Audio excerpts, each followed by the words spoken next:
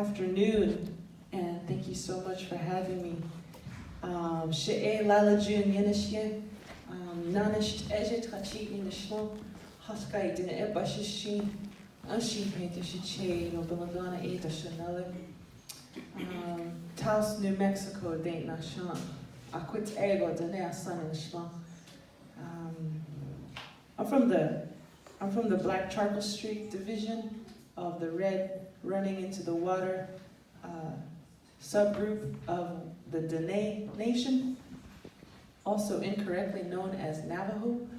And on my dad's side, I'm the Cheyenne, Hashkaitade, from Southern Cheyenne. Otto, my mother's father is Ashi Salt Clan from the Dene Nation. And my father's father, from what I understand, is of Scandinavian descent.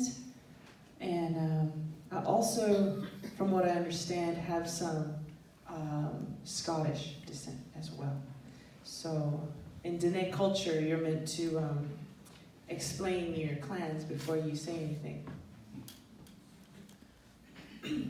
I think it's really important, that we had Sky and Desiree open this tonight, because if you really think about it, back in Denebakea, our ancestral homeland, this whole continent was densely populated, and you have nations all over the land, incredibly well-established nations. And what you have is you have a lot of intermarriage, you have a lot of diplomacy between nations. And as a Dene woman, my elders always said, they said, Lyla, when you go into the territory of another nation, you follow their lead. They become your leaders, because their language and their songs, their bodies, their subsistence, their architecture, their astronomy, everything is rooted in that biome. And girl, you're a desert Indian, so when you go to California, you don't know what's going on. So follow their lead. They know what's up, They're the oak people. They're the salmon people. They're the ocean people. I'm not an ocean Indian, as far as I know. Although sometimes you go to Hoopa and they're speaking Navajo. Have you ever noticed that? They're the same language. I'm like, how do you know? I'm sure someone knows about that. In any case, it's my honor, it's my duty to allow your voices to go first, because that is our protocol. That's the way we kept peace in this continent when we had so many nations. In California alone, how many languages was there spoken? No. 1,500 or more. I heard 80 more or more, but I'm gonna follow your lead, because you're the salmon nation. So, or you're the acorn ocean nation. So my point is that within California alone, you have immense linguistic, ecological diversity, and many nations living here. And so I actually wanted to read something that my elder taught me before I begin, just to kind of set everything in context, because tonight I'm speaking to a mostly European American audience. I don't want to say all of them, because there's a lot not here who are not European American. But I do want to address that culture here tonight, because I think there's a lot of misconceptions that we are taught as European Americans, and I'm right there with you. I am European, I am an American, so I'm not saying you are you and I'm me. I'm saying we as European Americans have been taught, have been miseducated, severely miseducated in our classrooms about who Native people were, what they did here, and how it all played out. So I just want to read this little excerpt before I get into some music. Okay, so this is what my elder said. We were not scattered bands of nomadic forest people. We densely populated the land and managed it extensively. The notion that this continent was isolated before Columbus is false. Great numbers of us had perished before he set foot on Arawak shores, due to diseases spread by Vikings, Portuguese, and even Chinese.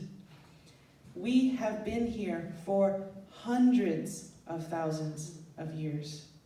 And that was actually just validated by a study coming out of San Diego, which dated some mastodon bones with human workings that were 130,000 years old. After great numbers had perished and our societies were brought to our knees, then they started writing history about this land. The tribes you now know are survival bands. They are not the original composition of the people. And the supposition is that if there were many people here, right where we're sitting, then they would have left marks that we could see today. But we did not leave marks on the earth. We knew if you did, it meant you had done something disrespectful.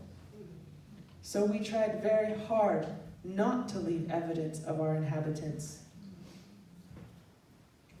But there is an old medicine whispering to us now, whispering of the sophistication of indigenous societies of this land, speaking to us through the land and through our DNA.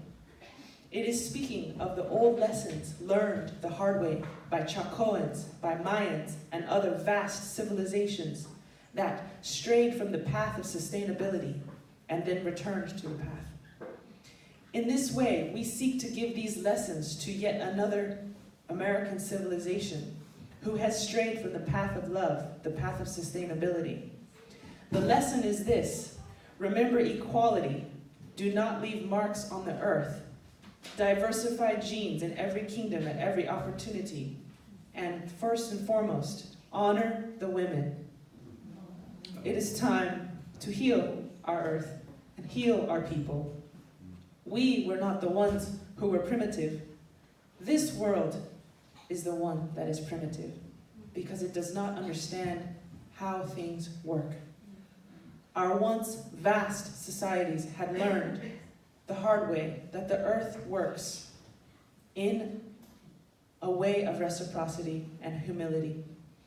Just as this society will learn these lessons the hard way. We have reached the dead end, and we are trying to improve things that are not able to be improved.